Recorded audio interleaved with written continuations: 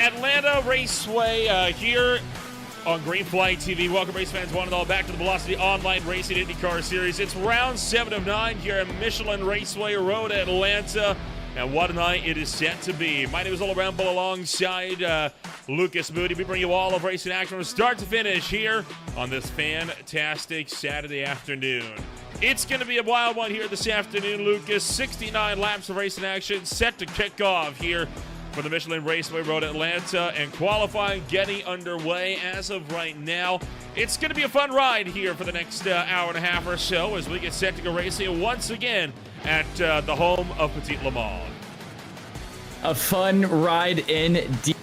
Here we are in Braselton, Georgia, just northeast of the city center of Atlanta. This is an absolutely magnificent track, by far my favorite, located on this side of the Grand Meridian, and by far my favorite track to drive in these IndyCar machines. I've been to it once for the Petit Le Mans last year. I've driven it many times on the sim, and I cannot wait to start with today's action.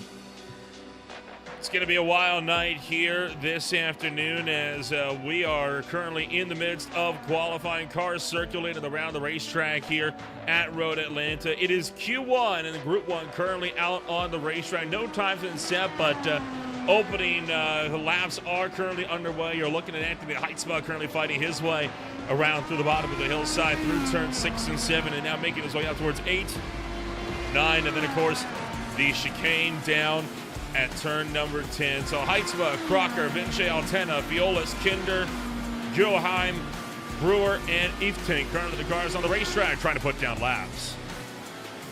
Yeah, and how we are doing qualifying for this race is these drivers, it's a 15-minute qualifying broken up into 3 different sessions. That first 5 minutes is going to be your first group qualifying, where they are required to run the alts, and they have 5 minutes to put in the quickest lap they can. That second group, or that second 5 minutes, will then be your second group qualifiers. Once again, they have to run those primary tires, and they have 5 minutes to put in the quickest lap. And then the Fast 6 qualifier will start at 7:10, and that's the last 5 minutes of this 3-stage qualifying. That is where the drivers can put on those quicker red wall tires and put in the quickest lap they can to have that shootout for pole.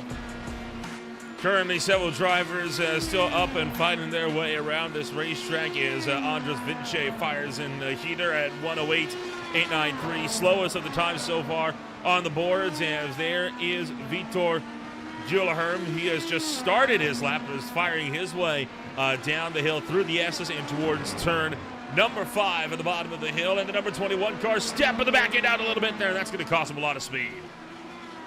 Yeah, you usually want a lot of rear rotation through turn 5 there, but that was just a little bit too much from the 21 car. And you saw that he really had to get out of the gas on exit, wasn't able to utilize the full curbing on the exit of that corner. And you're right, it's going to lose him probably 3 or 4, maybe even 5 tenths in just that one corner. Trying to make his way up and around John Christensen right now, set to start his first flying lap in just a few moments here, as well as contenders make their way up and over the racetrack. Jordan Altena, a second lap for him, will go in at a 1:07.027 as Vitor crosses the start-finish line, and it will be no time logged. It will be a time log, sorry, a 1:07.934 for Vitor. We'll see him get to the top of the boards as well, while most drivers are making their way down to pit road, and that will likely spell an end to the qualifying efforts for Group 1. Group 2 coming on up, and it's going to be the likes of Kyle Clemmer, the Model Wall, Sebastian Dufresne, Liam O'Sullivan, Kostek Soloaj, Dan Esch, Milan Volgojang, John Christian, and Senna Bukoven, who are set to take to the track next. Yeah, the driver I'm surprised to not see here today is Luis Nunez. He finished, of course, you know, the last season, he was the ultimate winner. He was the championship of last year's standings. Not only did he win out at Texas, but he's currently sitting second place in this season's standings and is kind of the road merchant here in the VOR Racing League. So not seeing him today at Road Atlanta really surprises me, because a good win here probably puts him in the lead for that title fight. But he probably just had some other things to attest to, and Glenworth looking to hit some cones there at turn 3.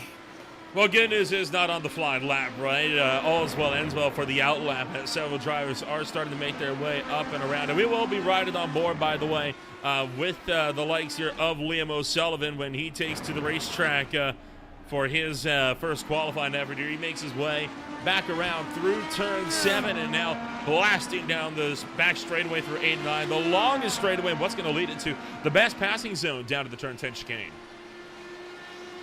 Yeah, here we go, and now we can ride on board soon with that 12 of Liam O'Sullivan. And what you want to do here on your outlap is you want to set up the exit of 11. You want to brake a little bit earlier, turn the car a little more left, and then bring that thing all the way to the right, get on the gas early.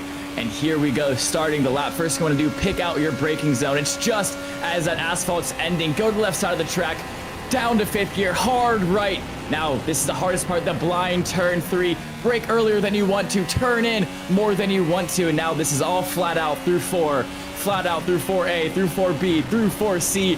And now you want to brake right at the halfway point of the curb, chuck the car in, go all the way to the right side. Oh, but he gets too far. And he gets the car loose. And now we can go on board with a 13 of Amand Law. Let's see if he can nail it. Find what the 12 of O'Sullivan couldn't. There it is. He does it perfectly, not over anxious on the throttle. Into 6, going to brake super late at that second white line. Chuck the car in, now down into 1st for the slow right-hander of 7.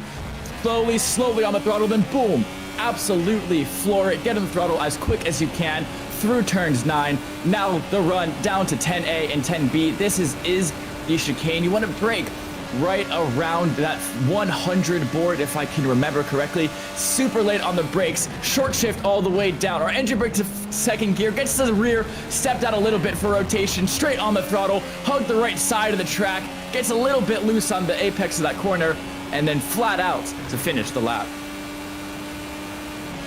It's going to be a 3rd place run there for Amand Law as he crosses the start-finish line. Other drivers making their way down to the start-finish stretch here, trying to get a run going. Dufresne punches in a heater, and he's going to go to a 109.740 for Dufresne. Dropping down towards the tail end of the grid here. John Christensen just making his way up and over the rise here. Still one more run, and it's going to be a 1:14. So not a representative time for John Christensen, and that is not even a time that looks like is going to be counted. So he's going to be looking for more. Yeah, this track is so difficult to get a cleaned lap in only 5 minutes. You think about all the places you can go off track. You turn a little bit too early for turn 3 or turn 10A. You put just one wheel on the grass, your entire lap is invalidated, and with 5 minutes to put in a qualifying lap, it's really not a whole lot of time, and one mistake can ruin your entire race here. So these drivers have to be super locked in, super focused, and really put their best foot forward here. And an update coming in, by the way, Senna Bakoven in the number 74 is not going to be making a qualifying effort because he failed to set the minimum number of required practice laps prior to the drivers' meeting starting. So Senna Bakoven has been barred from racing here this afternoon. A tough break for Bakoven. And no other drivers are currently running around the racetrack except for Kyle Glenworth, who thinks he might have an answer. And yeah, but that was a little wide, and yeah, as soon as we saw what he was doing through turn 7 there, got on the brakes a little too late, not able to recover, and just washed that car on the exit. And now he's just saying hi to the fans as he's unfortunately not going to make it to the Fast 6. So the drivers locked into the Fast Six. You're going to have Matt Brewer with his 106.432, and then it's going to be Liam O'Sullivan, Kostek Solowaj, Aman Lal, Julian Altena, and Anthony Heitzma, who will be the 6 contenders. Putting on the red-rimmed option tires as we are set to duke it out for the Fast Six. 5 more minutes, and then racing action is going to kick off, and the Fast Six shootout officially commences. Yeah, here we go, and you see all 6 of those drivers eager to get on the racetrack as quick as possible. And around here, Road Atlanta, you do have to consider the toe for these drivers, especially with that long run from turn 7 to turn 10. You really do not want to be giving your competitors behind any sort of slipstream down that straight, so you really want to space each other out. And Liam O'Sullivan actually going for the overtake. We have racing and qualifying. O'Sullivan down the inside of Heitzma. Heitzma maybe look for the over-under into 7, and I did not expect this for a Fast Six qualifying effort. Well, you got to remember, right, clean air is also everything. Yeah, the toe plays a big impact, but especially coming down the S's, it's going to be all about dirty air. And frankly, I think you're going to want to be in clean air more than anything. That's why you see a lot of these drivers now backing off to try and get a pocket of clean air and also put some heat into the tires. That's also why we saw Anthony Heitzma and Liam O'Sullivan battling it out, because they were wanting to race to see who could get into the clean air. Right now, that is Liam O'Sullivan, and O'Sullivan, only 9 thousandths of a second off of pole position here, has got a chance to go for it here as he gets on the loud pedal.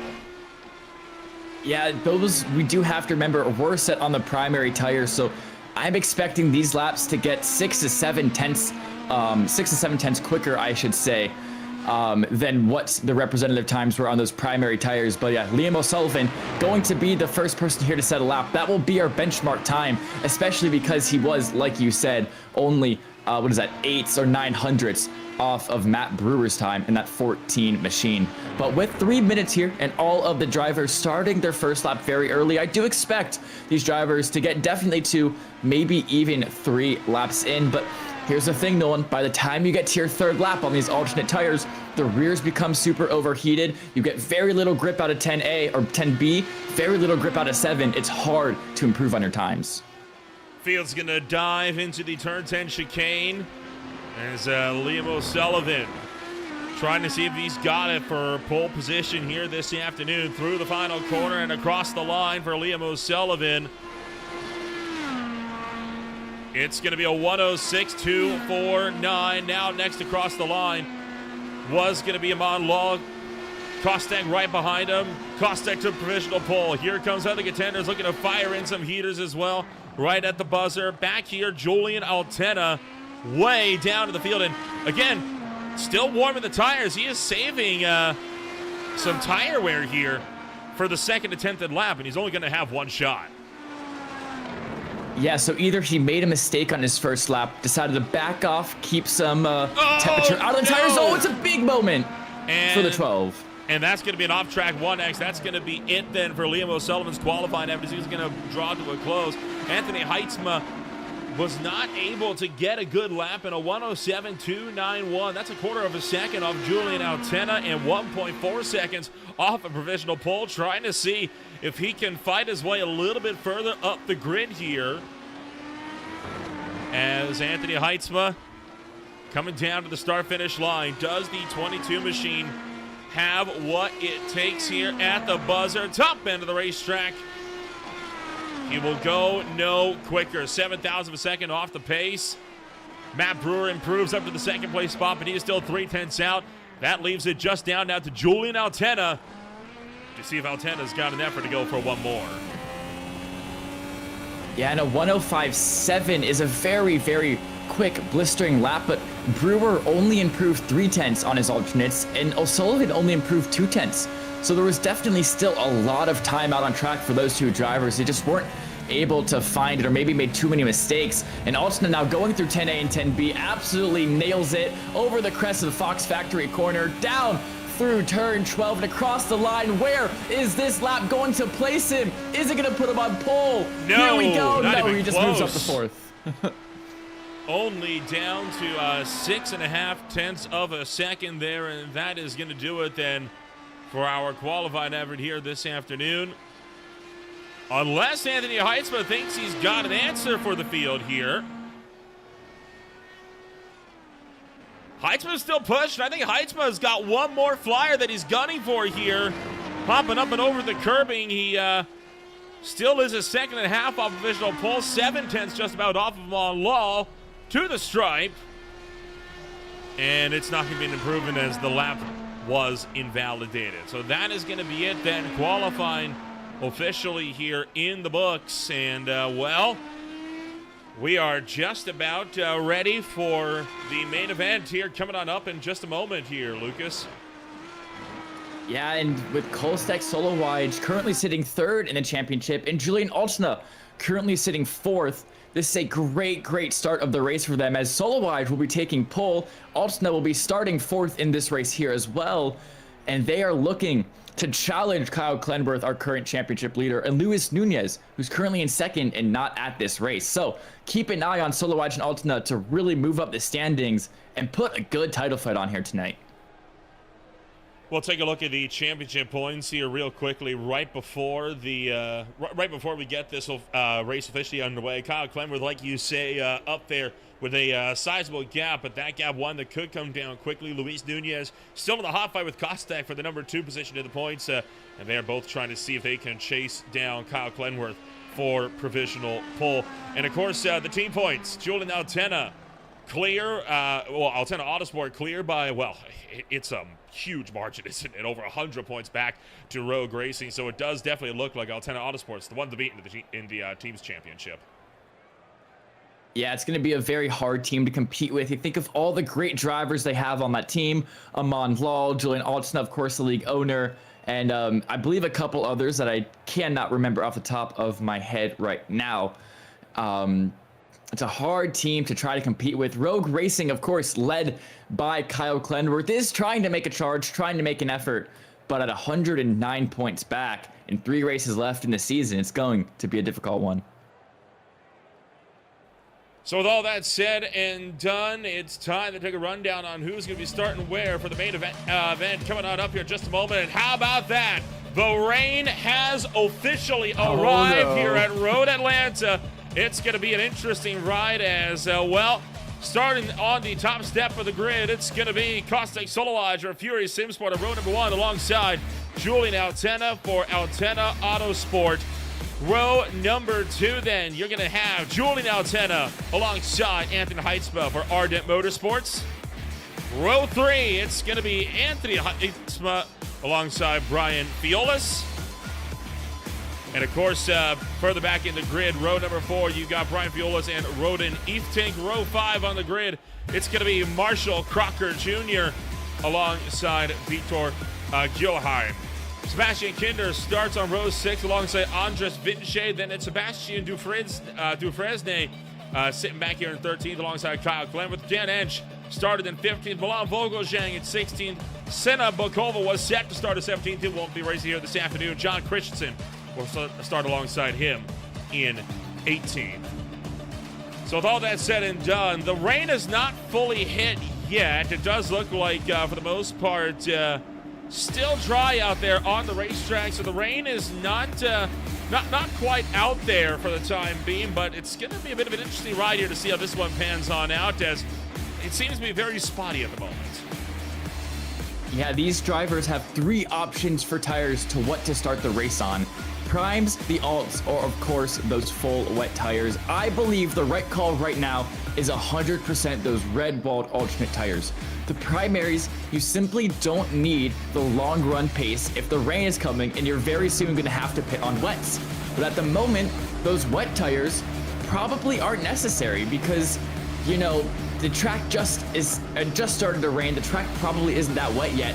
And you really want to start on these alts just to get a feeling for what this rain is like. And the meta in iRacing is that you don't pit on the wet tires until you get a rooster tail coming out the backside of your car. I think you're showing an onboard of someone who's actually on those wet tires. I wasn't able to tell what car it was, though. Ryan Fiolis was the one that was on wet tires. Right now, most drivers are on slicks, although there are 6 guys that are starting this race on the wet weather compound.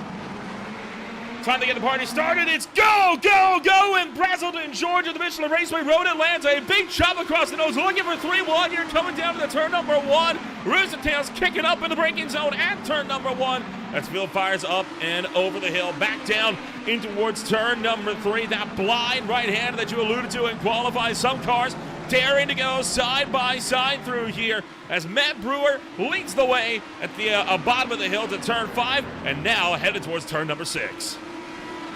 Yeah, it's a great start from Matt Brewer, able to get the jump on our Pulsator Kostek Solowaj, taking that lead away from him, putting himself in the prime position. And now what you have to do if you're running these alternate tires is get a gap, because the rain is coming, it's coming hard, and you need to push as much as you possibly can before you have to put in the ultimate. Here's a fight for the lead, Nolan. Kostek Solowaj looking for the race lead. Is going to go around the left-hand side of Matt Brewer on the drive down into turn numbers 10A and 10B. And Solowaj able to get clear. Brewer unable to go for the over-under. And another battle deeper in the pack as Milan Vogelzang ducking around Andres Vince, who is on those wet weather tires. And now for the lead once again, Matt Brewer back to the inside of turn 1, forcing out, Solowaj forcing out Brewer to the left-hand side. Oh, so close between the two. Solowaj just able to clear him, and he's chopped the nose of Matt Brewer, and Brewer missing half of the front wing. That is devastating. Great start for the 14 of Matt Brewer. Not having the left chunk of your wing here at a road course is absolutely detrimental to your pace here. And going too wide into the blind turn 3, Nolan, absolutely mental move from those two drivers early. That is probably one of the corners in all of racing that I would say you never go side by side through there. We're already getting it on lap 2. And Matt Brewer, because of it, losing half of his front wing. We don't have a we don't currently have a graphic for the wet weather tires. We can see those like sort of like half triangles or half octagons. Those are drivers that are right now running wet weather compounds. Matt Brewer is going to be forced into pit road to change out the front wing. A major tough break for Brewer here. I know this was not the afternoon he was hoping to have. Started this race from the front row up in second place, and man, what a shame as he has to drop all the way to the tail end. Further behind, Sebastian Kinder fights his way around Kyle Clenworth. And several drivers coming to pit road, and I think all these drivers here are on wet weather tires, and they're changing over to slicks. Yeah, and that's one of the main reasons that I thought starting on the alternates would be the best strategy here, is because yes, sure, some rain is starting to pour at the beginning of the race, but 1, you don't know if the rain's going to continue. 2, if it does, you don't know if it's going to be hard enough to actually warrant those wet weather tires. And 3, it's just a super big risk to be taking this early in a 69 lap race. I understand why they did it. Sometimes risks are what you have to do, but here we go. Monlaw on the outside of Heitzema for 4th position. This should be a pretty easy move for the 13 machine as he is on the reds and Heitzema's on the whites, but contact nearly happens there. Near contact between the two, although they are able to gather it up. This is on board with Roden Eating further down the grid. He's now tucked up right to the back of Anthony Heitzema, trying to fight his way through as well. As the field drives are in deep into turn numbers 1, 2, and now back up for turn 3. Even further behind them is Marshall Crocker Jr., also still in the fray. And you see Heitzema going defensive here in the SS downhill, trying to fend off the behind, but those prime tires are just not offering the grip right now. Yeah, the alternate tires, especially on a cold track, because it was literally just raining. It was just a wet track. The alternate tires are going to provide a lot more grip because they're not going to have overheated yet. That's the one big advantage with these primes, is that they take much, much longer to get overheated, to take that heat in, but they are much slower. They're harder compound. They give you straight up just less grip. And because it was raining, that primary tire hasn't been able to find its advantage. And that's putting Heitzema under a lot of pressure here as we have some more takers for pit road. Kinder, oh, hold on, as that's cold tires for you, and into the wall goes Sebastian Kinder. A tough break for the Frenchman, and he is going to have to take a tow to pit road. So bad luck for Sebastian Kinder. He'll be trying again tomorrow when the Classic Indycar Series goes racing at Sebring. Heitzema, Crocker, and Eveting running 5th, 6th, and 7th. You saw all of them on the push-to-pass button, heading down the back straightaway towards turn 10. Heitzema still leads the way on the prime tires, but on the alternates, Crocker and Eveting struggling to maintain momentum. Yeah, so now that that rain has stopped and these alternates are getting a couple laps on them, this is where their pace drops off a little bit. Not only just because tire wear, but I talked about it so much in qualifying and a little bit about it here now. They overheat so quickly, especially those rear tires. You just don't get good exits out of corners. You're just not able to find the speed down straights because of it.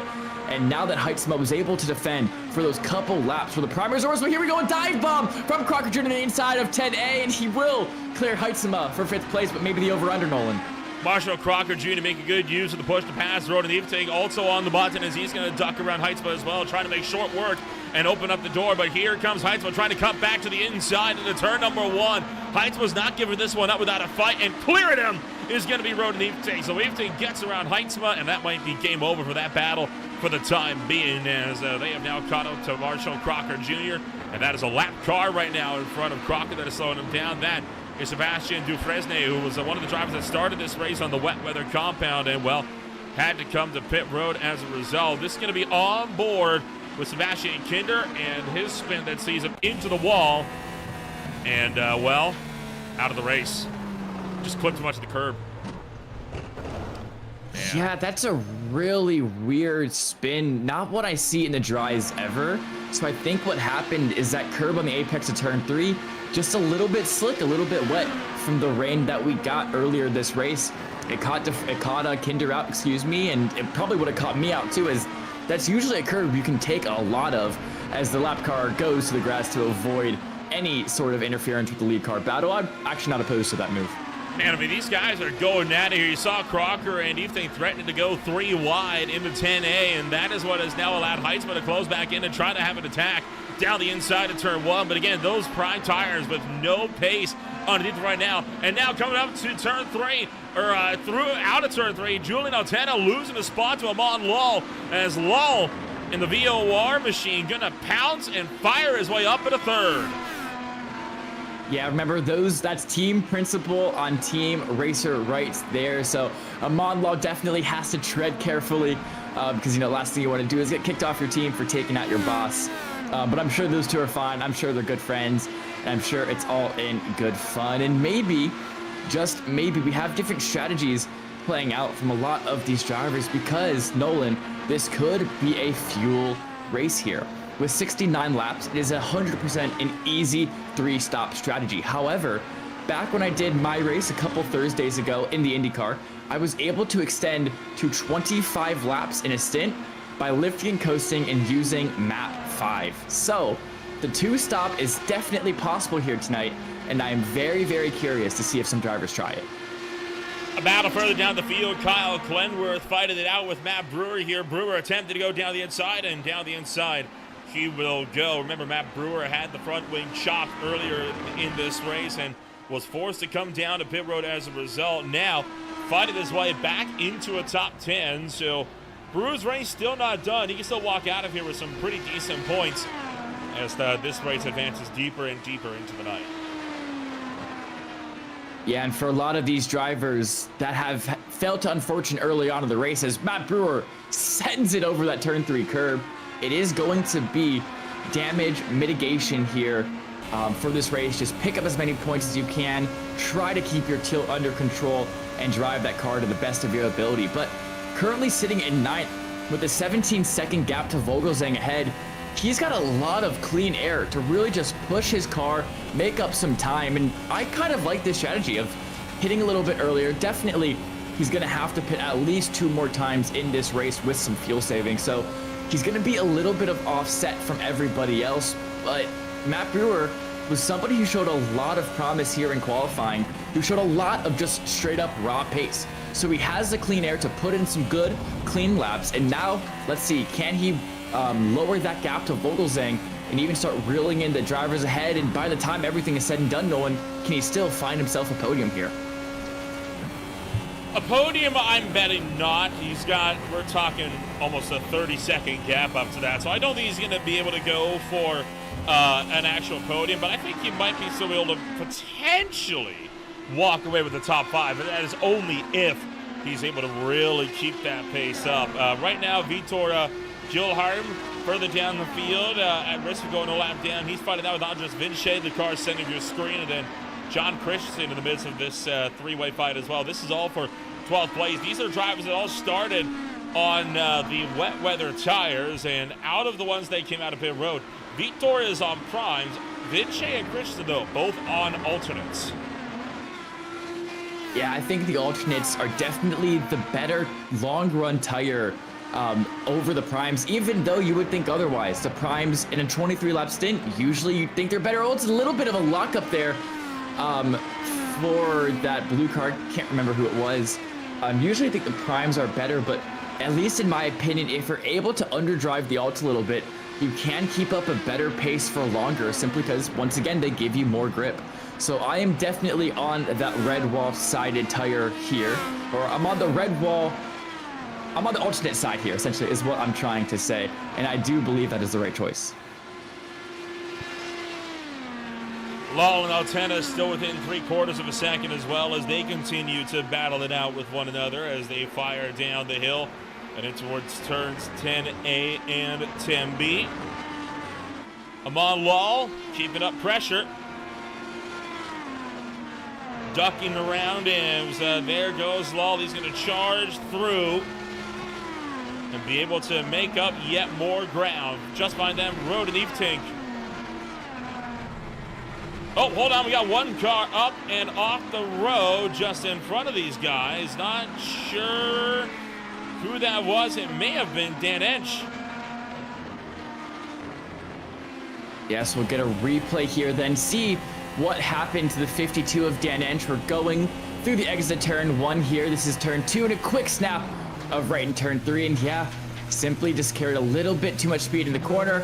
Has to go to this the alternate track layout, but I like to call it the exit road instead, or that little runoff area. And, you know, no harm, no foul. I think the one thing that a lot of people don't think of is you want to keep your car out of those traffic cones, because they can break your front wing so easily. I've had it happen to me a couple times. It is so unfortunate, because you would think, what, a little orange plastic cone is going to break my front wing, and yes, it is. It's a huge dive bomb, though. Is that Crocker on Evetink? Sure is. Crocker ducking around Road and Evetink, and there's some more action going on deeper in the field here as well. There's a lot that's suddenly kicking off here at the Michelin Raceway. Evetink trying to let back to the inside of Marshall Crocker Jr., unable to counter, though, as they duck their way up and around. John Christensen also falling victim to Andres Vinche. Sorry, other way around. Vinche falling victim to John Christensen as Christensen fights his way through. And Matt Brewer's had a problem as Brewer has crashed, and that car is into pit road. Yeah, so hopefully we can get a replay and see what happened to the 14 there. Because once again, he was a driver that showed a lot of promise here in qualifying. I think that he just wasn't able to recover mentally. You know, with that early wing damage, probably started over driving the car as he was trying to catch back up to the field. Overdrove it a little too much, and now he's out of the race. But here we go once again. Evetink and Crocker Jr. fighting at the hand, or fighting side by side here. It's a big lunge from Evetink. He even gets a little bit sideways in 10B, but that 18 thoroughly now placed in front of the 25, and Heitzema still on the back of this battle. These three cars have been under a blanket the entire race, and lap 13, still nothing has changed. Anthony Heitzema has reeled in the gap as well, just a little ways behind as they go into turn 3, 4, and then down through the S's into 5. And looking like this fight's going to break apart just a little bit for the time being. This is what happened to Matt Brewer. That sees him down and out of the race. Oh, that's a hardware failure. That is a hardware failure through and through. And you can hear the car is still stuck at full throttle. That is a complete wheel disconnect. And this, just a little while ago, this is Vitor Gilharm here, trying to go down the inside, and he's going to collide with, I think that's Vinche just in front. And he spears off the road as well. Okay, so a lot of events happening here. 13 laps into the race, you saw just a catastrophic hardware failure for the 14. A little bit of contact for the 21. But we still have a good fight here. once again for that final position in that top 5. And if I'm Julian Altshuler, if I'm Amon Lal, I am loving the fact that Crocker Jr. keeps putting pressure onto Roden Eeftink so that Eeftink doesn't ever have a chance to start attacking Altshuler, or really closing that about 2-second gap ahead of Eeftink. So if I'm Altshuler, I'm loving what's happening in my rearview mirrors right now. Roden Eeftink keeping the pressure on here as Marshall Crocker and Anthony Heitzma continue to battle it out. Towards the front, Amon Lal closing back in on Liam O'Sullivan. He's going to look to make a move down to the inside at turn 10. And Amon Lal through into second place. Good drive for him. As behind Crocker, still trying to run down to number 18.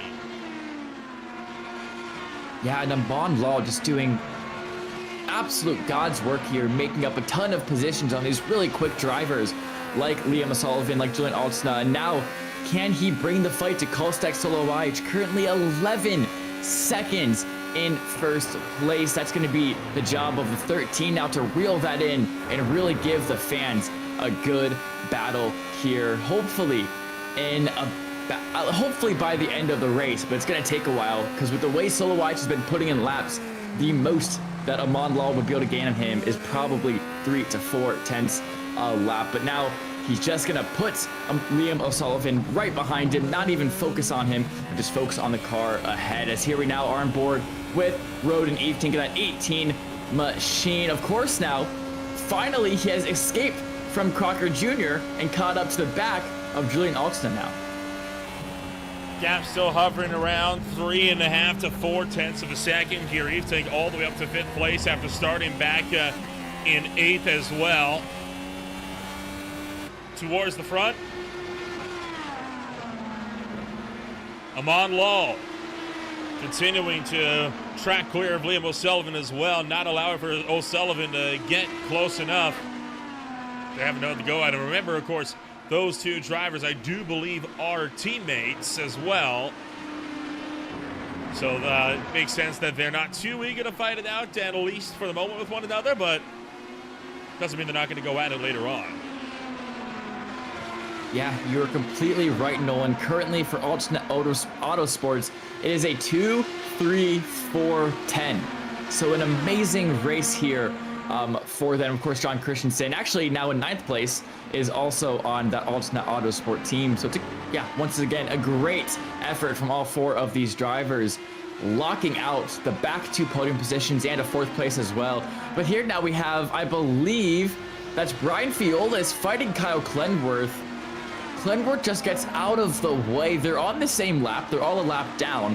But maybe Clenworth has some car damage or just doesn't want to get involved with that battle between Fiolis and Vinci. He's got prime tires and the others have options, so he's not keen on wanting to burn up his own tires racing them, right? He kind of recognizes these guys are going to be at that tire fall off pretty soon here, so he can go a few extra laps and try to see if he can maybe run down some of the pace later on. Oh no, hold on, look out, off the road, Marshall Crocker Jr. hard into the outside wall as Anthony Heitzma shot down the inside of him, and that is day over for Marshall Crocker Jr. A vicious hit into the tire wall.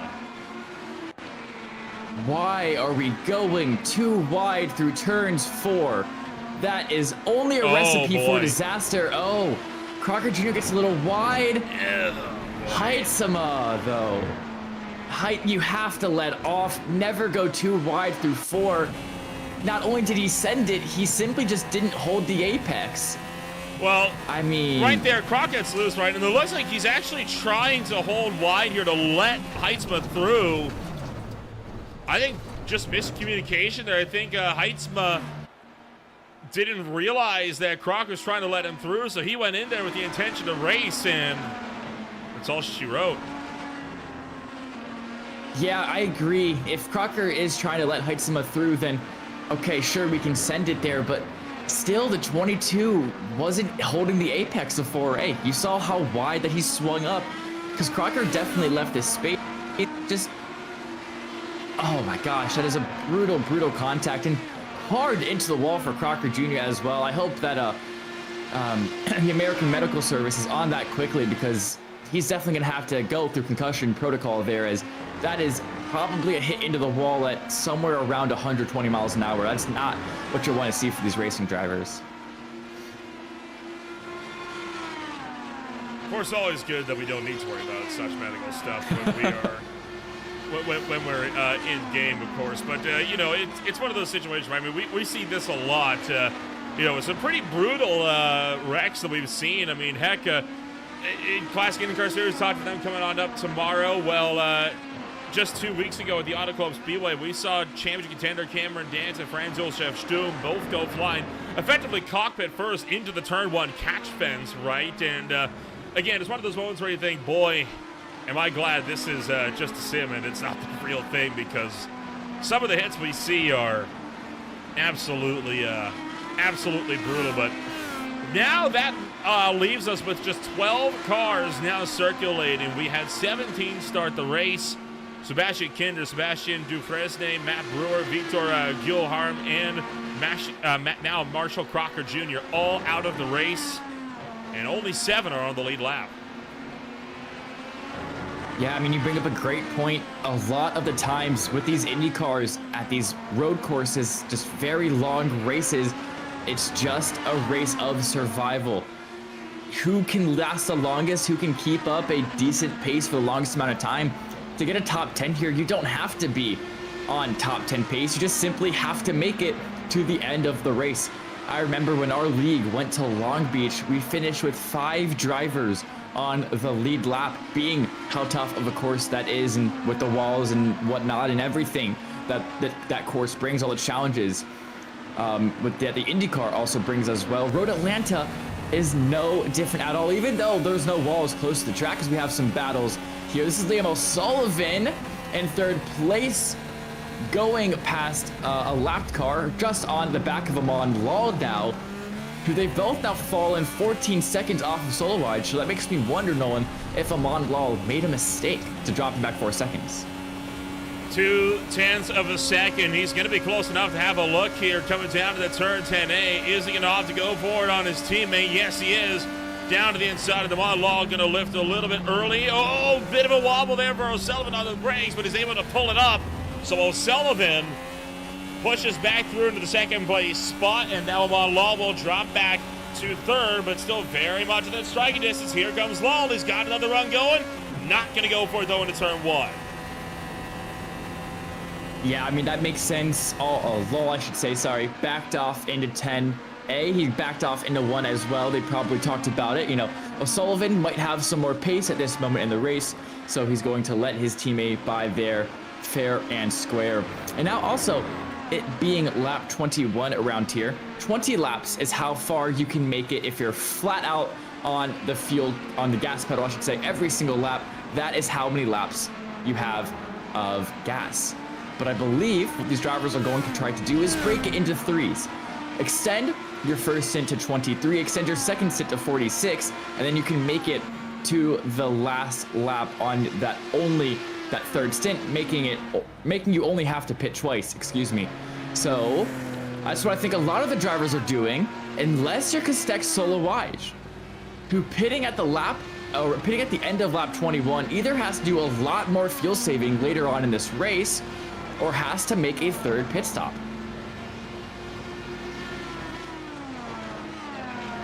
Into the box for Solowaj. Will he remain on the options? No, he switches over to the white-rimmed prime tires, and Kyle Clenworth coming down as well this time by, being still 1 lap down. Again, he was one of the drivers that started this race on wets, came down to swap onto primes, and now changing on to the red-rimmed option tires. Remember, tire change rule is in force, so you must run at least 1 stint on options and at least 1 stint on primes. So once you made that first tire switch over, you're free to run whatever you want to the end of the race from there. Yeah, and what I would do at least, and what I hope that these drivers here do as well, is they go 2 stints on the alts and 1 stint on the primes, because like I said, those alternate tires, at least to me, feel like they just provide much more raw grip. And if you're able to make them last, they will just be quicker over the entire stint. So I wonder if the play for Kostek Solowaj is, since he was on those alternate tires first, he pushed his fuel tank out a little bit more, only got 21 laps on it, and the number, of course, to hit is 23. Now on the primary tires, if he extends his primary stint by more, then he doesn't have to worry about saving, or doesn't have to worry about extending the alternates long, as we have some more pit stops. We do, and we also have Kyle Clenworth, who has had a problem and is down and out of the race. That's Anthony Heitzma and Milan Volgojang, who are now both down and into pit road. Off the jacks there for the two. And they will both be out right nose to tail with one another. This is what happened to Clenworth seconds after he leaves pit road. See, is it just another cold tire mistake? It is. And called it quits. And wow. So down to now just 11 cars on the racetrack as Liam O'Sullivan, the next one into pit road alongside Amal Lal. Here comes pretty much everybody else now that we still had yet to box. And that should cycle Kostek Solowaj through to the lead of the race, because there he goes.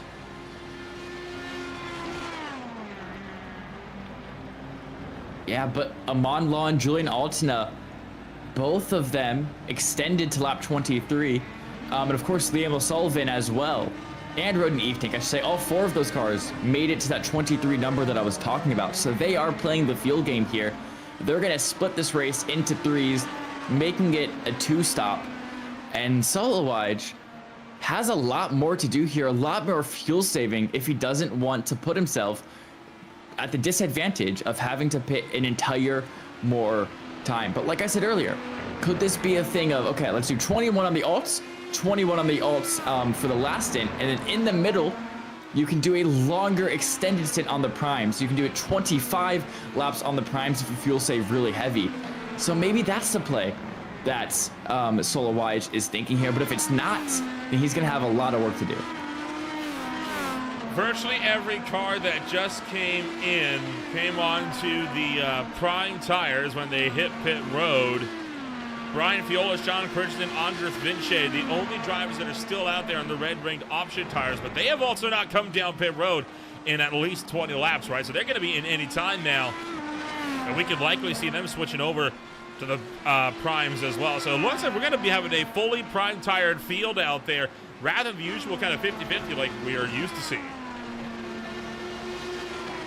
Yeah, and that does definitely make a little bit of sense, as, you know, when the track now has really heated up and the drivers are getting it rubbered in and just, you know, essentially bringing up that track temperature, it makes sense that the primes are what you want to be on at this point in the race, because they just don't overheat as quickly that the alternates do. And remember, a lot of these drivers started the race on the alternates because of that threat of rain. So it makes sense that now that a lot of them are going to switch over to those white-walled tires. And what it also does is you get one stint on the alts, you get one stint on the primes, and whichever stint you felt like you had more pace, or whichever stint you felt like was quicker, that will be the tire you choose for your third and final stint. And that's a strategy that I love doing as well, especially if I didn't have a lot of time to prep for a race. You can simply do your tire planning mid-race while you're actually putting in laps. So that is also something that you have to take into consideration here on why that could be the case. And yeah, it makes sense that we're seeing a lot of the primes out there. With that in mind, do you reckon Roden Evetank here is going to be able to overtake Julian Altena for the fourth place spot here? Because he's been hanging within half a second, but he hasn't really been able to go for much of an actual lunge. Yeah, it really just depends on driver pace and how much they're saving at this point in the race. We know that Altena is doing the strategy of extending each stint to 23 laps. We know that Evetank is doing the same as well, and knowing that Evetank is saving, you really just don't like going for moves, because if you're lifting into every corner, how are you meant to send a dive bomb on the inside of somebody is kind of the mindset that I'm taking into this right now. So Eve Tink is probably just okay with sitting in Alternate's draft, using the toe down the straights, which just allows you to lift off earlier into the corner and fuel save more efficiently. So if I'm in this 18 machine right now, I am so okay with just sitting back, unless I get this close. Because if I'm this close, Nolan, then I'm in the dirty air, and now I'm starting to get frustrated.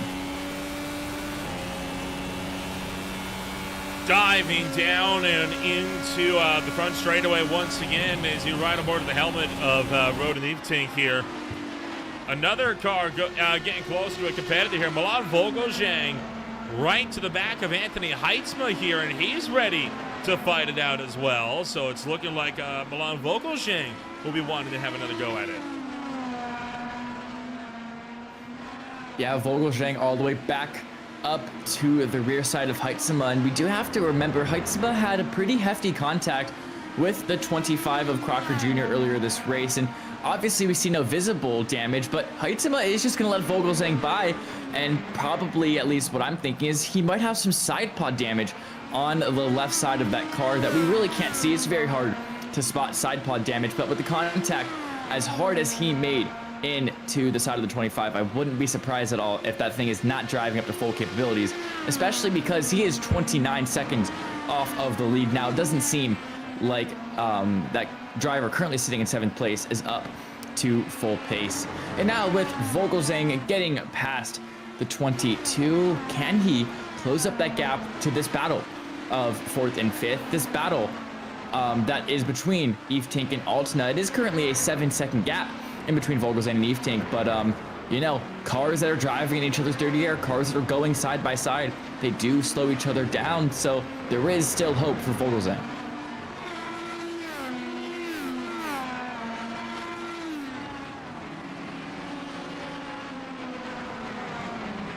Well, we talked a little bit about how the Classic IndyCar Series takes to the Sunshine State for their final race of their final road course race of the season before the month of November, the Indy 500 for their final race of the season. But other races coming up here on Greenflight TV. Tonight, you got the SRA Gen 4 Series at the Richmond Raceway. Luke is here back in the booth with me for another blast around the action track. The Blaze Metals ARCA Series will be out at the Nashville Super Speedway. On Monday, the Hindsight Racing League Premier Series opens up Season 5 at the Daytona International Speedway. Seeing if Jaden Hopp can potentially kick off his title defense on a high. And then on Tuesday, another doubleheader. The Mid-Atlantic Racing Series gets set to conquer the Magic Mile while OMS Sorrell runs out to Kansas.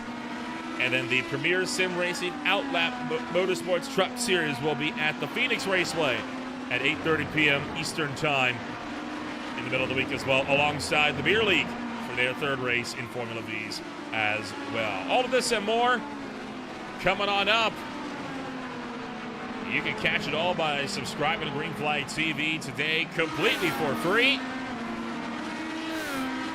And join us for daily action on the iRacing service. Approaching halfway here in, what, about 6 laps or so? Yeah, very soon we're going to get halfway. And just to add on to that list as well, do not miss the Friday night action for the Zero Torque Racing League. I unfortunately cannot make it as I'm going up to Columbus for Hollow Weekend, but it's at New Atlanta. It's at a nice old drafting track, and with 4 unique winners already locked in to the playoffs and 8 rounds left, can a 5th unique winner take the crown at a draft? Or we're going to be a repeat for the first time this season? Do not miss that as well, Friday at 8 p.m.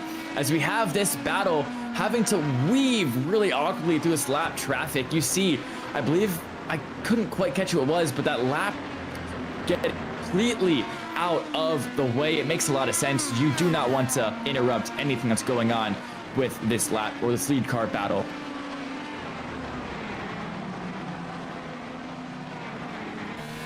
Well, the fights in the meantime continuing on all throughout the course here of the afternoon, as plenty of action still yet to come here in this one. Lap 31 on the day, and several drivers going to be approaching the halfway point in their second stints as well, as Lal Altena Eve Tink fighting it out for 3rd, 4th, and 5th as well. 0.2 of a second now between Julian Alten and Amon Law. Amon Law just does not have the pace on the primes. Yeah, I've talked about it. The primes are a hard tire to get up to temperature. And oh no! Oh boy. And is that Amon Law going way off the track? Yeah, it sure was. As well. Losing 2 positions, dropping back to 5th, and that is going to allow for Altena to pick up the final podium position. Roden Evetink is in the mix as well.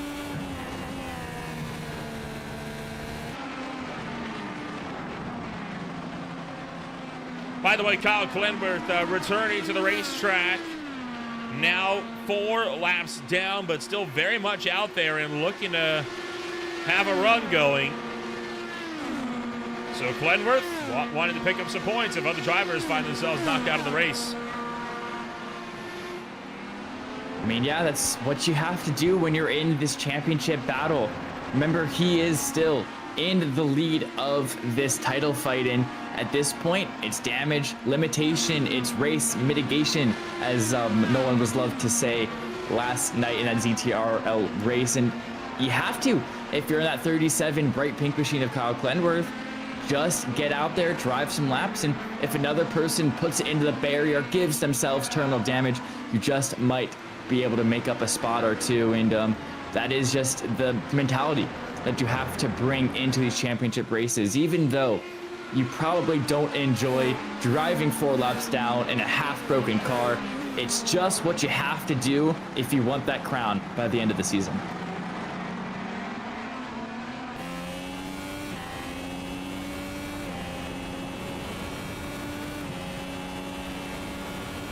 Coming on up for the Velocity Online Racing IndyCar Series as well. Only a handful of races left to go here, Lucas, in this championship. The next race is going to be race number 8. That will be at the Milwaukee Mile for 250 laps on November 8th. And then 2 weeks, the season finale of season 14 at race 9. It's going to be a 275 lap blast around the Phoenix Raceway with, of course, the closed dog line, no open dog legs for IndyCar action, just as it was in the real world. Going to make for an interesting run indeed. Kyle Klenworth was just off the road. You see him rejoin right in front of Evetink, and that's checking him up into Amon Law.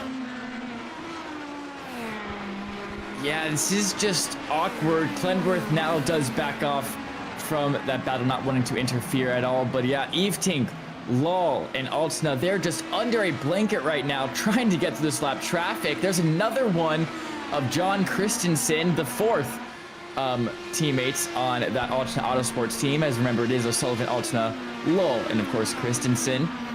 And yeah, now that they've kind of weaved their way through those 2 cars, maybe they can start battling once again, as Roden Evetink is, funnily enough, in an Altena Autosports sandwich. As I feel like I'm saying that name so many times this race, but I feel like, you know, of course, the owner of this league being Julian Altena, and of course, Altena Autosports being the current Constructors Champion, it does make sense. And here we go now. What happened to Dan Ench in that 52 machine to put him 2 laps down? A little bit wide in 6. But he's going to recover. He's going to save it. And honestly, no harm, no foul by the end of the day. Easy enough slide off and into the gravel trap for him as well. We are officially halfway home in round 7 of the Michelin Raceway Road Atlanta here this afternoon. This race absolutely cruising by, Lucas. It is, and as I look at my sheets, I also completely forget to mention that Roden Evetink is also a part of Altena Autosports. So I apologize to everything I've said before. It's an Altena Autosports 2 through 5 lockout right now. As that big group of cars we were seeing, it was literally just 4 Altena Autosports drivers with Kyle Klenworth in the background. That is absolutely insane to me. They've taken over this league kind of like how Ball State has taken over CIL, because locking out 4 positions back to back to back to back, as they're doing right now, is super, super impressive for a team, especially in a 17 car field. and especially in a race that can be so circumstantial and so up in the air. The fact that they're all able to stay on track and this competitive is super impressive for the team, and goes to show the work that they probably put in to the beginning of this race. And yeah, halfway through 35 out of those 69 laps, it really is cruising by, and I expect to see some pit stops as well coming in 11 laps if you're an Altna Autosports driver. But if you're Kostek Solowaj, I expect that pit stop to be coming sooner, probably in about 8 to 9. So we're going to see how that all shakes up. And Solowaj, does he opt to do a lot of fuel saving on his final stint, or does he go for the splash and dash and just go for the 3-stop? We'll find all of that out and more in just a moment, as we are going to take ourselves a quick step back. We return. Racing action continues on. You won't miss a moment as we go side by side on Green Flag TV. Stay with us.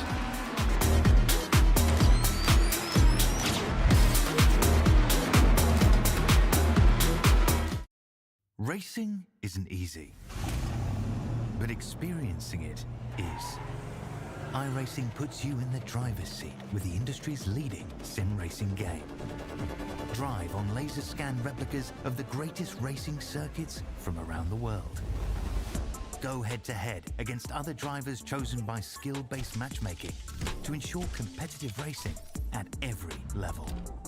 Compete across all your favorite series in officially licensed cars engineered to deliver the most accurate driving experience possible.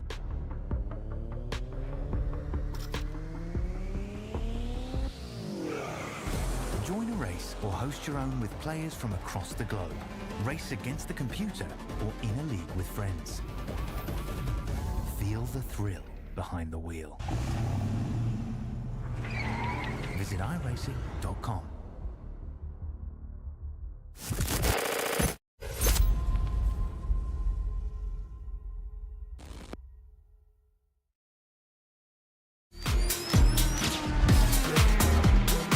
Welcome back to Green Flag TV as racing action is continuing on here this afternoon from the Michelin Raceway Road, Atlanta. Mike was all around, but alongside Lucas Moody, we bring you all of racing action here from start to finish of this, what has been so far a stellar race here in Braselton, Georgia, as Altena closing in on his teammate Liam O'Sullivan, looking for the right-hand side. O'Sullivan going to go defensive. Altena takes that one around the outside, and O'Sullivan chops the nose of Evte coming down to the turn 10A.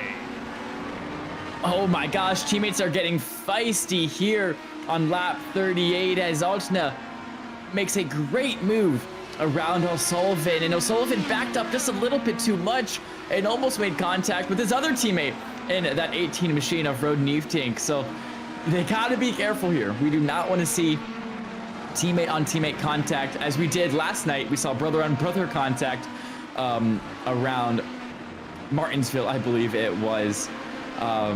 Do not want to see that happen again. It is one of the most awkward things to watch, as you feel bad for both drivers, but you know that they're going to be mad at each other, but they have to make up, and it just gets super awkward super quickly, and tensions will rise in the team. That is the last thing you want to see for the team that is currently leading your constructor standings. And glad to see that nothing actually happened. No damage was caused, only just a little bit of time lost. But now with Julian Altena running this race in second, now it's his turn to find an answer for Kostek Solowaj. And maybe, just maybe, he'll be able to bring the battle to him. And there's still 30 laps in this race, a long way to go. Can he make something happen in these last 30 laps? All will be revealed soon, so make sure you stick around for the end of this race, because Nolan, that gap has already come down by a second since he's taken second place.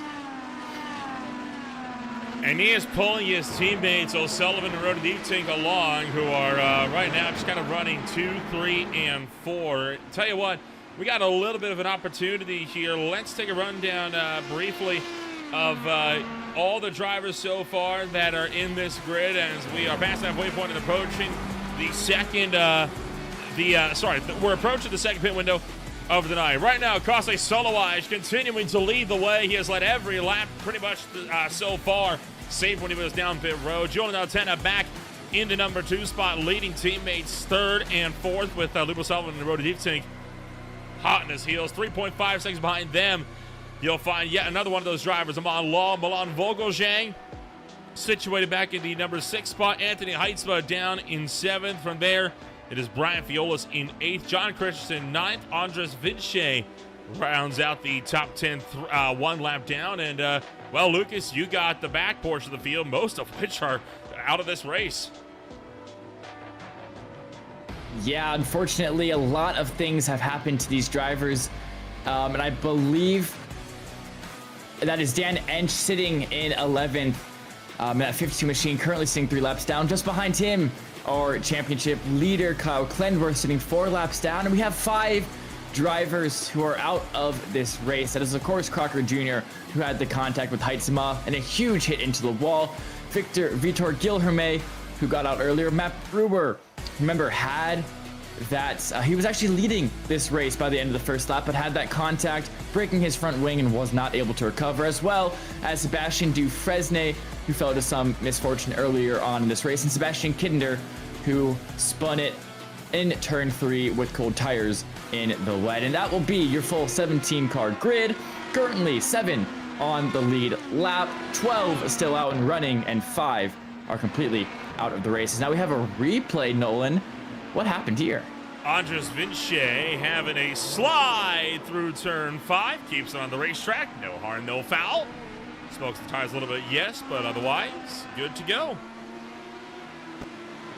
Yeah, I think just a little bit too much speed carried there through turn 5. Able to, though, lock up those brakes, make sure his car didn't slide too far into that outside barrier, and is going to be able to continue to race here tonight, as once again this group of Altona Autosports cars has to fight their way through lap traffic. Of course, this time it's that 06 of Brian Fiolis, and now we're on board with Roden Evetink, currently sitting 4th, looking at O'Sullivan and Altona right ahead of him.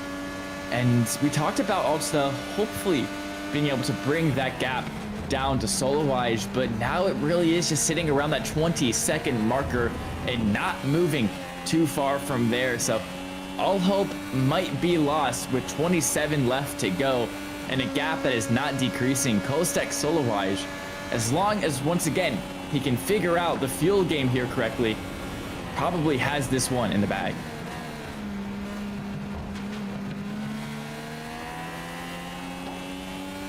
Currently, as they run this fight, I know we've been focusing on it a lot, but it is right now one of the only battles on the racetrack. The only other fight we got is between Milan Vogelzang and Amon Lal. And oh, hold on. Oh no, a big crash. Huge crash back in the field here. And that is the 52 as heads up. Vogelzang scrambles along with Amon Lal. And man, disaster for Dan Ench, who has crashed hard into the wall.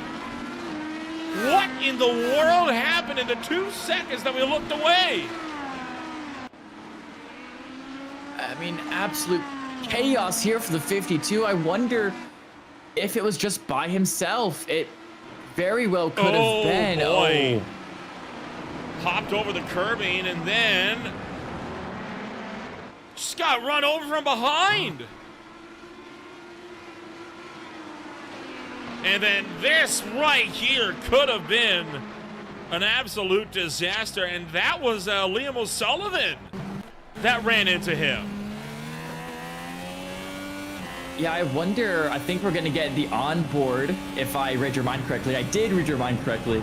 We're going to get the onboard here from Liam O'Sullivan, and you just can't see him. Okay, so we're a lap late or something, or a lap early. But even without the car being there, you see how that apex of the hill is really spaced. So he probably, surely, just didn't see him. And of course, iRacing is going to give you the spotter call, car on the right, but it's still hard to predict where he is. It's hard to know actually what's happening is... oh no, he did see him. He saw him. The only issue is he didn't know where he was going to go, and O'Sullivan inexplicably decides, I'm going to go right. And then one more look. This is going to be on board with Milan Vogelzang. We're going to ride on board with the helmet here, as he's going to arrive on scene of the accident completely unsighted. He's going to see Amon Law duck suddenly to the right-hand side, and Vogelzang is the one that juked to the left. They have no idea the wreck's here, up over the hill. Oh, there's a car stopped in the middle of the road. I mean, just great reaction time there from the 26 driver. I mean, it really shows how good that these guys have gotten to where their reaction time is that split second. It's that quick, probably under 0.2 of a second for a lot of these drivers is what you have to be able to do, especially for all gamers as well. Just lightning quick reaction times is how you can make it up into these high level races, these high level competitive games, excuse me. And that's the other thing, because since I'm in Ball State's esports program here, I'm gonna go on a bit of a tangent here, Nolan. I hope you're okay with that. Since I'm in the Ball State esports program here, I'm friends with a lot of other gamers, Valorant, Overwatch, League of Legends, whatever it may be. I have to say, my straight up reaction time, eyes to click, is much, much slower than theirs is. Theirs is about 1.6 of a second, 0.16 of a second, as we have some pit stops coming in here. That's Heitzema and Vogelzang both making it in on lap 45. Or it should be the end of their lap 44, as Solo Wise has already, brought up that ticker up one. So they have a lot of fuel saving to do. They have to make it 25 laps now, which I said, once again, is possible if you're map 5 and coasting, but it's not easy to do and probably not the pace you want to be running at here at Road Atlanta. Anyways, back to my story. They have about 0.16 second of a reaction time. I'm sitting at about 0.2, 0.21. But what's impressive about racing drivers' reaction times, it's not the eyes to click, it's the feeling of your hands to motion to the brain. It's more of you feel something in the wheel to how quickly your brain can respond to that. You feel a quick snap, a quick jolt, just something off in the wheel from iRacing. That is where these drivers excel in reaction time. You're able to quickly save your car from a snap, whether you're going left or right. That is what iRacing brings to the table. That is what these iRacing esports drivers are able to do at a super high level. So there's a huge difference, Nolan, essentially the moral of the story, a difference between your eyes to brain reaction time and your hands or your feeling to brain reaction time. There's a quick tangent there right before these pit stops are kicking off. Well, and a lot of what those guys are doing right is just by pure instinct that they develop over, time after time of racing in these cars, right? Because if you try to think about what you're going to do, you're going to fall behind. You just got to do what you naturally want to do and hope that you're right. It's the same way for dirt racing, right? And how they manhandle those cars around. I mean, yeah, there's a lot of practice that goes into it, but I mean, why do you think dirt drivers only get, we're talking 3, 4, 5 laps of practice every race they go into? It's because that's all they need to learn. They just need, they know what the car is going to do because they've driven it so much. They instinctively know exactly what the car is going to do, what it's going to handle. Like, they just got to know how far they need to chuck it in effectively into a corner, and that's about it. Where do you put the throttle in? Yeah, it's the difference of knowing, what's the best way to say this? It's the difference of knowing exactly the right process to do. If this happens, to just understanding the process, right? It's the difference in math, at least. Instead of memorizing a formula, you understand how that formula is derived. And understanding how that formula is derived is so much more important because you understand the concept behind it. You don't actually have to memorize this lengthy formula if you know how to get it in the end. And if you have a good handle on a car... Oh no! Liam O'Sullivan's race is over! Goes into the wall and game over for Liam O'Sullivan. Remember, he got caught up with lap traffic and had just put a new front wing on the car and then immediately loses the back end fresh out of pit road. So the 2, 3, 4, 5 for Alternate Autosports turns into a 2, 3, 4 as the 12 of Liam O'Sullivan loses it on these cold primary tires, too much loud pedal. And not even too much loud pedal, just the tires were too cold. The wheel moves he was making were too erratic for the cold tires to keep up with it, especially at those lower speeds.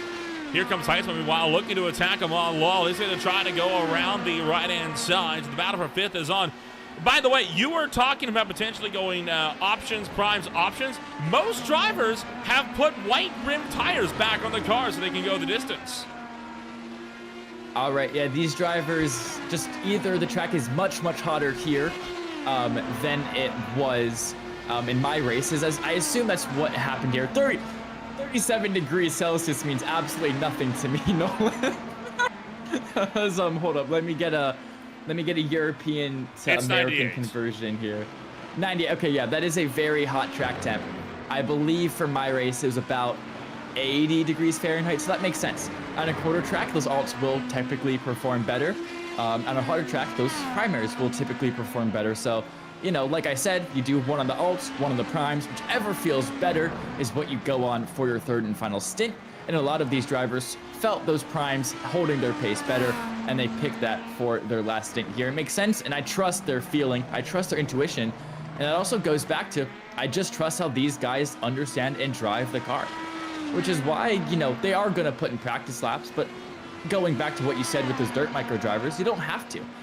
Especially around ovals, you know how the car is going to act with your certain roll bars, wherever your weight jacker is set. You know how it's going to react in dirty air, how it's going to react in clean air. You just know what the car is going to do at all times. So I really just straight up trust their feeling. Trust, you know, if they like the primes better, they're going to run the primes. And I full-heartedly understand and trust their decision. Since I'm not out there driving, I can't make that decision for them. It is them that are responsible for that. And here now we're looking at a wall who's right behind Heitzum. A bit of a moment there, yeah.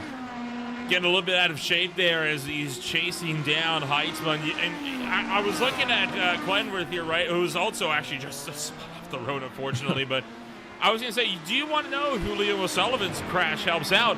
Glenworth. He's walking in with the top 10 now because of that. Yeah, and I talked about it, I think, 20 laps ago at this point. But when you're in this championship fight, is a little bit of a lock-up, spins it around, performs the pirouette, good job to keep gets it off that the wall. thing back into first gear. And yeah, very luckily for him, kept it off of the wall. And yeah, Glenworth essentially just driving laps, keeping that car out there, able to already pick up 2 positions just by surviving, because Dan Ench and Liam O'Sullivan both got terminal damage, and even though Glenworth is 4 laps down, he is still going to finish the race ahead of them. So yeah, 2 places, I believe, in the IndyCar points is a whole other 4 points, which by the end of the season, that could literally win him the championship.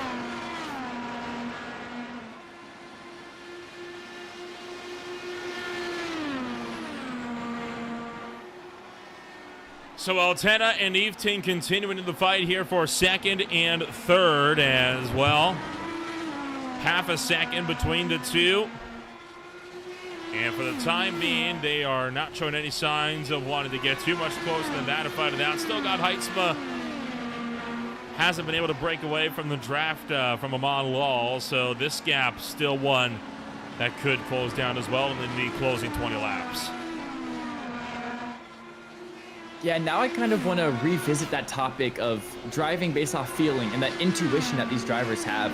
Because there's a really interesting gaming concept of the difference between the heart, the body, and the mind when you're playing different games like Super Smash Bros, Overwatch, or the 2 games that it's really brought into account. Those players that play with the body, they follow meta, they do exactly what is perfect every single time, they know what to do in every situation. That's kind of what I was talking about earlier with they're the ones that know the formula instead of knowing how to derive the formula. Then you have those mind players. They're the ones that outthink their opponent. You know, they're able to adapt to a situation based on what they think is correct and based on, you know, how their brain is just functioning. And then you have what I am and what probably every single racing driver is, and that is the heart players. They do things based off of feeling, they do things based off of intuition, and they simply make decisions based on what they are feeling at a given moment. And that is what you have to do if you're a racing driver. If your car feels different, you have to adjust. If you feel like you should brake a little bit earlier into the corner, then you're gonna brake a little bit earlier into the corner. And it's really interesting to see that as I'm a racing driver, I've learned to become a heart player, a heart video gamer. When I play other games like Overwatch, like League of Legends, that carries over. And I do a lot of things based off of intuition and based off of feeling. So it's really cool just to see how all these video games interact, and you know, the difference between the heart, the body, and the mind. And Simply Racing drivers, all 17 people here today, I guarantee you, Nolan, are going to be racing with the majority of their heart, because that's just simply what we do. And here we have the fight between Heitzma and Law starting to pick up. So time to get to the racing action here, right? As Amon Law fighting this one out here with Anthony Heitzma just under. We've also got Altena and Evening that are starting to close in as well. So plenty of action still yet to come here in the back 17 laps of this one, as Amon Law seeks to close in the gap to Anthony Heitzma. A quarter of a second. Is that enough for a look? He's going to make the look to the inside. Not able to commit to the bit, though, as he goes and backs out of that run into turn 10A. Yeah, and now this is primary versus primary tires. So there's definitely no tire advantage, but what there might be is Heitzma might have to save a little bit more fuel than Amon Law, because if you remember, he did pit that 2 to 3 laps earlier. Boy. So whoa, Jeez. very wide for Law. And that's going to cost him dearly, almost a full second worth of time. Back to Anthony Heitzma, Roden Evening struggling to close up to the back of Julian Altena as well. So we'll have to wait a bit for the fight for fifth to pick up again. But meanwhile, Evening running down Altena's number 11. Okay, so yeah, now it's starting to spice up here with 16 to go. These battles are really starting to form, and we can get a really good picture of what's happening here. We have Solowaj, 19 seconds in the lead, way out of everybody, way out ahead of everybody, but can he make it on fuel is the big question now. Then we have the battle between Altena and Evening, that battle for second. Teammate on teammate, of course, but at the end of the day, this could be for the race win, and if I'm Roden Evening, I'm giving it everything I got. Then we have Vogelzang sitting in no man's land. And a gap behind, second gap behind. He's just sitting in fourth and having a jolly old time. And then Heitzma versus Law, the battle that we're focusing on here right now. Law is fuel saving just that bit less than what Heitzma has to do. So Law knows he has more pace, wants to get past the driver of the 22 machine, and he might just be able to do it down into turn 10 if he can get a run out of 7.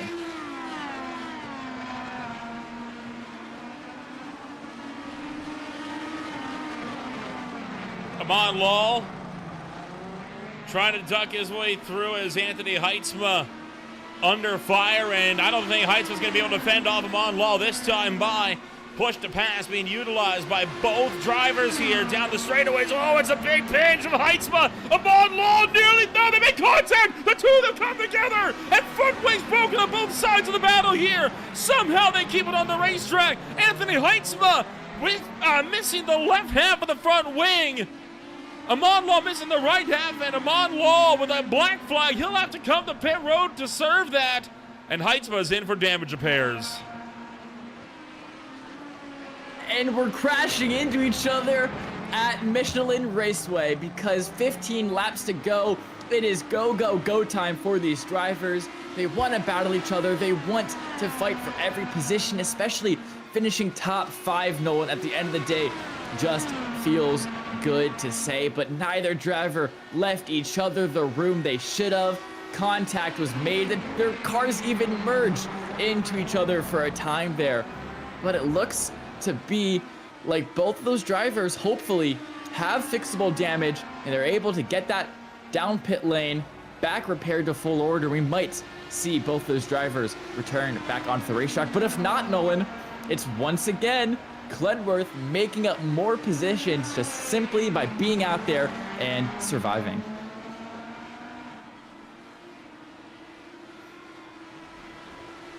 Three-tenths of a second between them as Solowaj put in some more push to pass, as well as the battle between Altena Autosport teammates continues to escalate down to 0.2 of a second. How long before Roden Evening gets tired of waiting around and decides to go for the move? Bit of a shallow exit of turn 10A and immediately putting in the push to pass and utilizing the slipstream, trying to go for potential for an overtake here into turn 10A, this time by a 10th and a half, down to a 10th, pulls on the side, big block from Julian Altena, Eve team back to the left-hand side, dives to the inside at turn 10, and he is around the team principal, and Eve team take it off and towards turn numbers 11 and 12.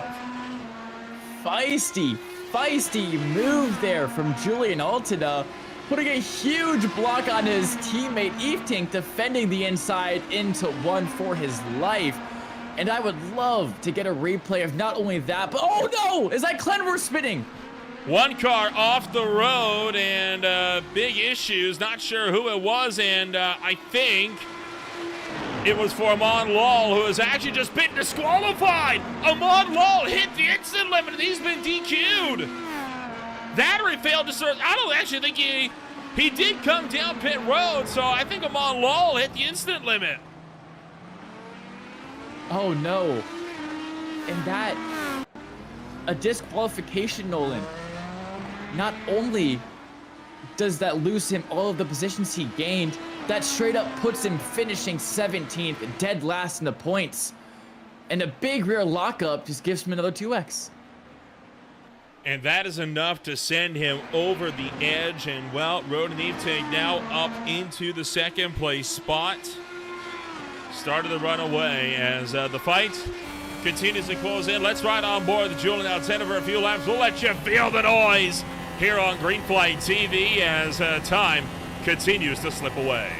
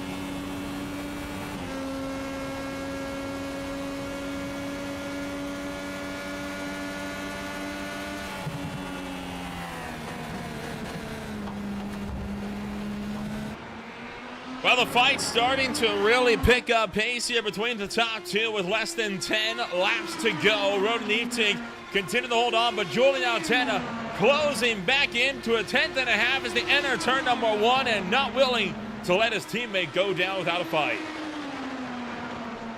Yeah, it's getting feisty between the 18 and the 11. And what caused that is we saw it when we were feeling the noise. The 18 of Roden Eefting got a little bit loose, exiting turn 3, and that allowed Julian Altena to close that gap, get right on the back of him. And now, with some good time push to pass coming out of 7, this could be the chance where Altena gets that car back into second position. Half a second between the two, 4/10 now. Eefting put in some push to pass. Altena's putting in a heck of a lot more, though. It's a big question, right? How much push to pass do drivers have left? Well, the answer is Altena's got 11 seconds more than Eefting has. So so Altena's got a good bit more that he can use here. In fact, neither drivers really used all that much from the start of this race. They've used less than half of their total push to pass allotted to them in this race. And considering the 7 laps to go, I'd be wanting to start burning that up, honestly. Yeah, 111 seconds of push to pass with 7 to go is absolutely momentous. That is enough push to pass for every single straight from here to the end of the race, essentially. I mean, you think that back straight is what, Nolan, 10, 15 seconds long, maybe? That front stretch being at most 6 or 7 seconds. These drivers got to start using that up because finishing the race with push to pass is simply just pace being lost. But of course, in a fuel race, it does make a little bit of sense because remember, push to pass does burn a little bit of that extra fuel. And if you're trying to save fuel, using push to pass is just indeed counterintuitive. So it does make sense why these drivers haven't been on the button all that often, but still, you do not want to finish the race with 100 seconds of push to pass left.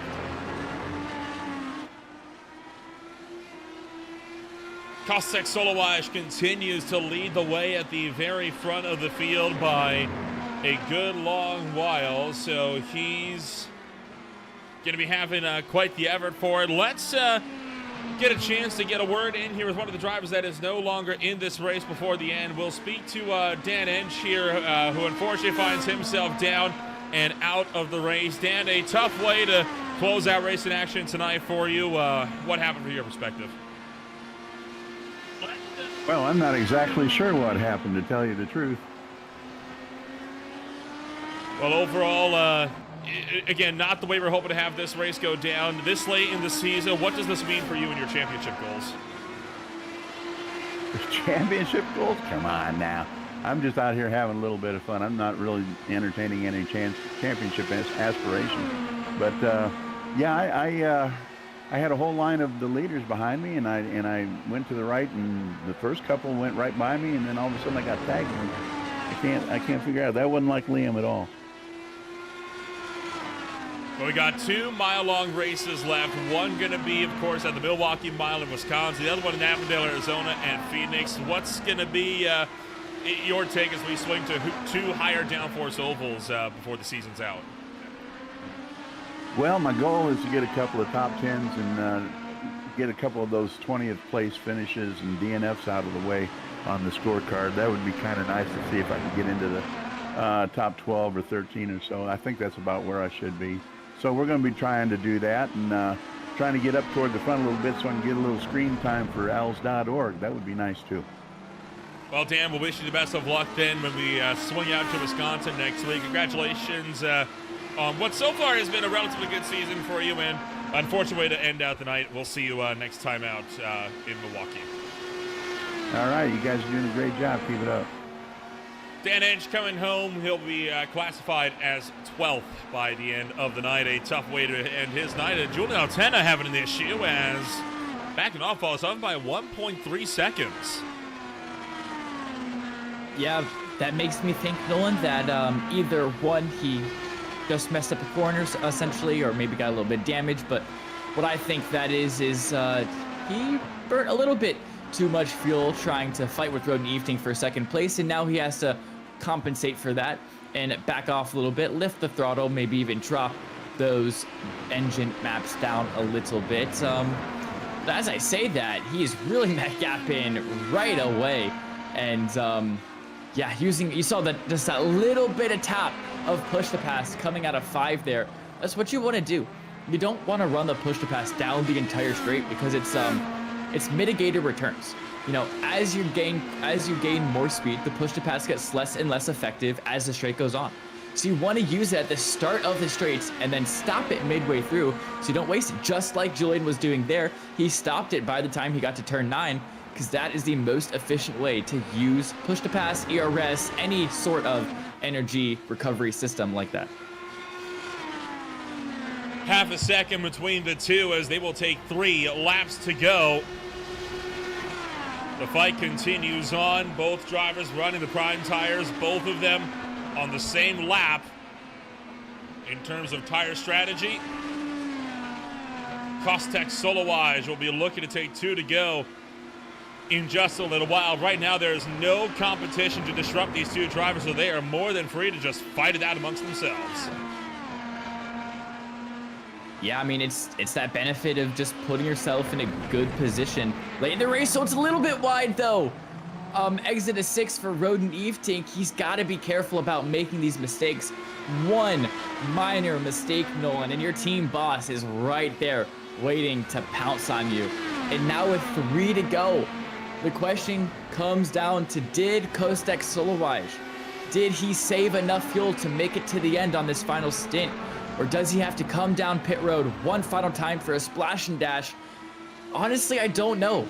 It's going to be close because remember, he had to save about 24 to 25 laps of fuel here, and he really hasn't lost that much time to Roden Evetink and Julian Altena. So I don't know, Nolan. This is going to be a close one to see if that 95 did what he had to do for the fuel gain. Solowaj utilizing the push to pass, so he clearly thinks he's got enough fuel to make it to the end because he is not saving at all right now by utilizing the good old P2P. Altena doing the same to try to close the gap here into turn 6. And now back out through 7. They'll be looking to take the final lap this time by. And there you see Evetink putting in the push to pass, breaking the draft, trying to snake left and right across the racetrack to keep his teammate and team boss behind him. Altena closing in more and more. Down, round the outside, trying for it in the 10A, not able to get there. Yeah, he broke super late into the corner. You saw his rear sliding out. What that tells me is just carried too much speed as he tried to turn the car in. He's running a very rear-sided brake bias. And as he turned that car in, the rears didn't give him the grip he wanted. And now that consequential mistake is going to put him a second back off of Evetink. And now maybe he still might just have one more chance, as Clenworth probably will just park it now. But we'll go back to this main battle for a second here. Clenworth spinning off the racetrack and now being caught out. Oh, hold on, look out! Is holy cow! Clenworth pick a lane as he did not know where to go. Meanwhile, Kostek Solowaj coming out of the final corners and coming around. It is a dominating performance. Kostek Solowaj wins the race here at Road Atlanta. And now the battle for second. Altena trying to hold on. Evetink trying to find a way through. Altena got through this time by. Evetink trying to go for the over under the 10A. Can't get a run through 10B. Nearly runs into the gearbox coming out of 10B that time by. Up over the hill, diving down to the start finish line. Julian Altena holds on for second. What a battle to end it out. Altena on the last lap with maybe of an accidental pick sent by Kyle Clenworth, able to take second place away from his teammate Roden Evetink. And now here we have Brian Fiolis and Heitzema battling, both a lap down. They'll finish 5th and 6th respectively. And John Christensen will bring it home in 7th.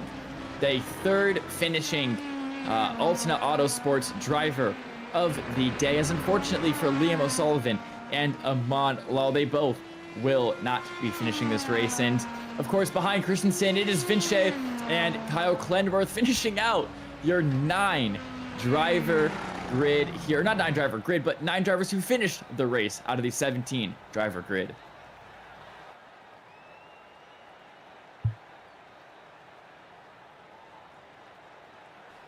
Overall, a great race here this afternoon from Road Atlanta. Let's take a rundown of your official post-race results here this afternoon. And out of the 18 cars that were set to start this race, only 17 started, only 4 finished on the lead lap, only 9 finished in general. Coming home, number 1 this afternoon, it's Kostek Solowaj with Julian Altena in second.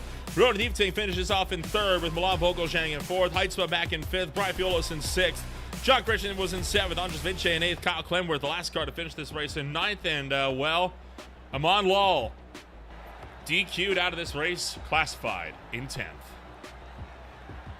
Yeah, and then finishing in 11th, it'll be Liam O'Sullivan, followed by Dan Ench, Marshall Crocker Jr., Vitor Gilherme, Matt Brewer, Sebastian Dufresne, Sebastian Kinder, and then Senna Bokovin, who I believe was not able to race due to a lack of practice laps in the practice session.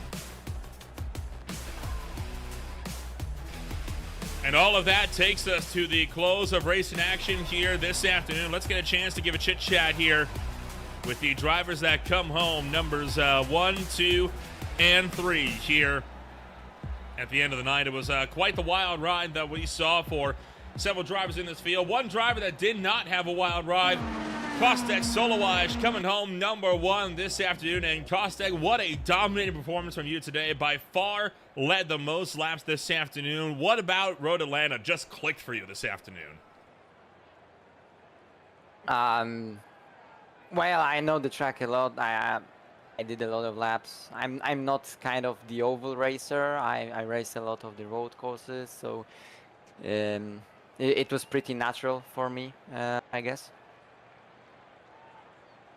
Overall, do you how do you feel about this style of racing, right? Because I mean, they turned it a bit of a hot lap session from you by the time you got to the end of this one. Not a lot of lap cars on the racetrack. Nobody even close to you for fighting it out. How do you keep the focus up for so long? Watch the fuel. So basically, the first stint was push it out, make a big gap, and basically both last stints were like save the fuel, because I was pretty tight at the end. I think I had only like 1 liter to spare, so this was my way to keep the focus. Coming on up, 2 more oval races on the season. The first one at the Milwaukee Mile, the second one down at Phoenix. What's going to be the game plan for 2 1-mile ovals to close out the championship? Try and win. The whole game plan is try and win, but I know that there is a guy that really likes left corners here, so maybe he's going to put some challenge in it. He didn't score too good this race because there are a lot of right corners, sadly. But I will just try and stick with him.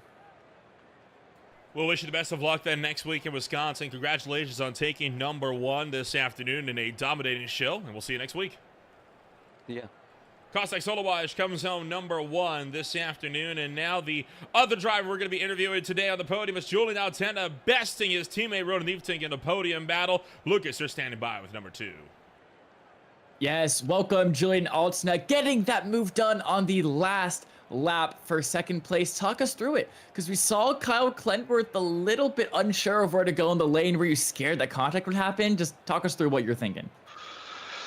Yeah, I mean, let's just say it was suboptimal for Rodin. Lapped cars generally do a pretty decent job. Like, the skill gap is pretty big, it has to be admitted.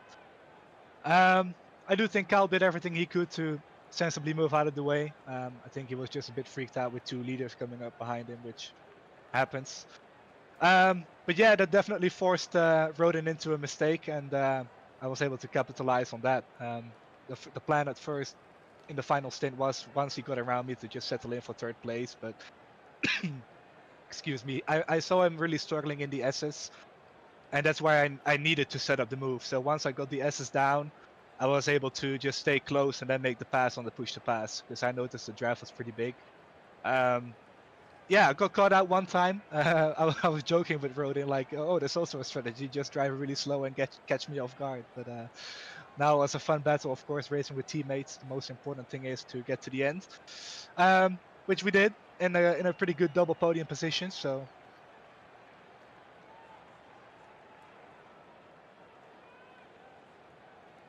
It's an absolutely amazing battle to watch between you two, because not only were you guys giving the respect that each other deserve, but you guys are racing each other hard, racing each other fierce, and even a little bit of snaking down the back straight. So, talk us through that, because you always, when you're racing your teammate, you want to beat them. You always have that competitive drive, but crashing them is kind of the worst thing that can happen. So talk us through that relationship. Yeah, I should say we haven't had the perfect track record this season for incident-free races between teammates. But yeah, one thing that I do always say is, we don't ever employ any team orders unless we are actually in a championship fight with other people. And even along those lines, the team orders are as simple as, don't fight the championship contender that hard. Like, don't make it easy, but don't fight it overly hard. So yeah, on that side, we don't really have team orders. We just race freely all the time. The only thing is we should keep it clean, and if we can't, then of course we need to have a different discussion. But Rodan and I have been able to race really well, really cleanly for a while now, even in a couple GIC races, I believe. So yeah, I'm not really worried about that with him. Netcode isn't usually a factor either between us because we're from the same country. We only live 2 hours apart, which for some Americans is like walking distance almost, comparatively speaking. So yeah, it's pretty good to race that way, especially between teammates. Like you said, it's important to keep things clean, and yeah, it was a great battle overall. Yeah, and we definitely appreciate it up here from the booth, because it allows us to get the insight on those good battles. And of course, Julian, my last question for you is, would you like to shout or thank anybody for the second place? Yeah, you guys for broadcasting, of course. Gary Laverne for sponsoring 3 races this season. Wasn't able to race today, but check out Lovers Inc. Check out the ALZ.org website as well for the option to donate, as well as learn more about the Alzheimer's disease. Very important charity for us as well that we support. So yeah, definitely check it out.